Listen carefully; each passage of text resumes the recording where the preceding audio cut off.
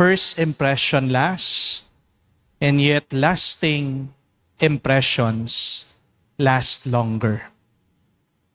Ano man ang tingin ng ibang tao sa iyo, pwedeng magbago yan. Pero ang mas mahalaga ay kung ano ang tingin ng Diyos sa atin. Other people may focus on first impressions, and yet with God, He is trying to find and look at your heart impression. Kumusta na ang iyong loob? Baka ikaw ay masyadong apektado, nadudumihan ang iyong isip at puso dahil sa iyong napakaraming inaalala, dahil sa iyong galit, hinanakit. O baka bubuhay ka pa rin sa pagkakasala. Kapatid, kung araw-araw tayong naghihilamos, naliligo, naglilinis ng ating mga kabahayan, ugaliin din nating linisin ang ating loob dahil yan ang tinitignan ng ating Diyos. How do we make our hearts clean?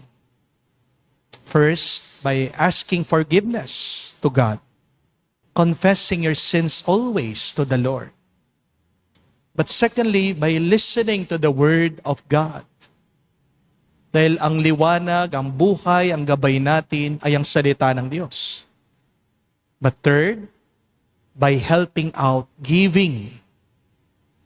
At naway pag ikaw ay nagbibigay, galing sa puso, naway ito'y galing sa iyong pagmamahal.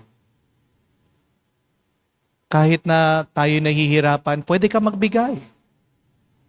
Kahit na ikaw ay dumadaan sa napakabigat na pagsubok, pwede ka magbahagi. Hindi lang naman po pera ang pwede nating ibahagi. You can give through praying for others. So maraming salamat po sa mga nagbibigay, nagdo-donate. Ibibigay po natin yan, ibabahagi natin sa mga biktima ng lindol. But please say a little prayer for other people. Do not forget to pray for others as you pray for your own intentions. Because what you give, God will also give it back to you 100-fold. So dalawang paraan para makapagbigay sa pananalangin at pagtulong, pagkawang gawa. Okay mga kapatid, sa inyong pagdarasal at sa inyong malasakit sa iba, makapagpaganda pa ng inyong puso at yan sana maging daan para kayo'y punuin pa ng mas maraming pagpapala at grasya ng Diyos. Sumayin niyo ang